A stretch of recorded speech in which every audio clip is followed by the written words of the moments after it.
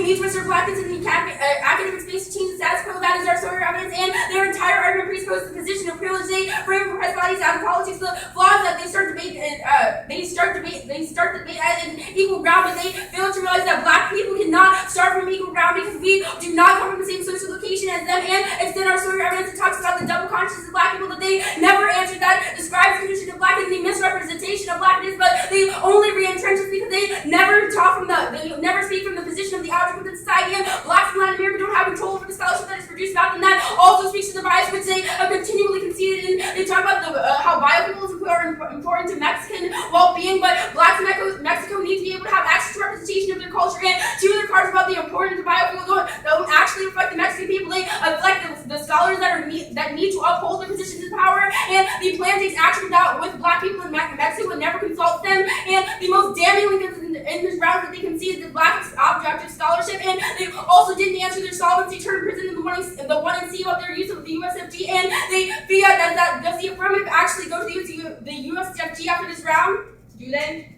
Oh wait, I didn't think so. That also means that their impact would never actually happen within this round, which is why our impacts outweigh all of theirs. And the only impact that they have that can actually be weighed is distinction. We have all agreed that will not actually happen. This debate comes down to the real terminal impacts and the real spillover which they have conceded with our bourgeois evidence. This term's always featured. Our impacts happen every day and every turn. That is why we have to solve for them. And on to the permutation. The permutation conceptually does not make sense. The affirmative defense traditional debate as well as the United States federal government. This is mutually exclusive to which it tries to reject the static norms of debate instead of focusing on breaking scholarships without a common. They have to prove that we already have our subjectivity, which is true permanent solvency, and the permanent contested competition. The fact that they want to do both means that they see the value in the next. All at this point, they're just making arguments for us and making it hard for them to prove that they even remotely deserve the ballot. And there is no such thing as a permanent methodology. We are here to decide which method is better, not the combination of methods. And all of the links that we have listed, including the framework arguments, function as DAs to their perm.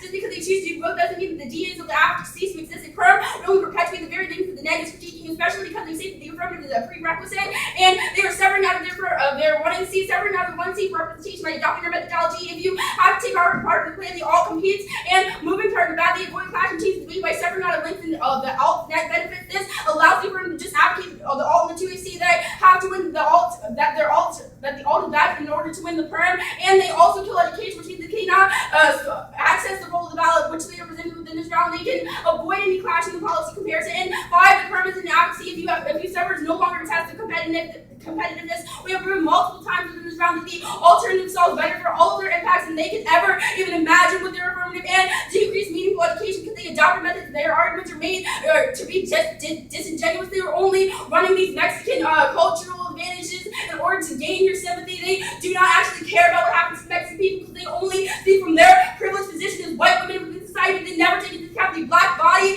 and form of white supremacy. This is cultural appropriation, just like the whites say that they need the black people to be devoted to the final priority of the perm, attempts to co-opt their movement by moving it back to the back burner of liberation. The permutation secondary add-on of the 2AC stop, treating blackness as an afterthought. Nowhere within the 1AC was the word black, Afro-Latino, or scholarship mentioned. They have conceded all of these things, and if they actually want to win this round, they have to prove that their arguments are genuine, that they actually care about the Afro-Latino people. They have failed to do this multiple times. They have failed to answer the role of the ballot, and they have failed to produce a method of survival for black people, and that is what we're voting on within their round. I have already weighed their role of the ballot against ours.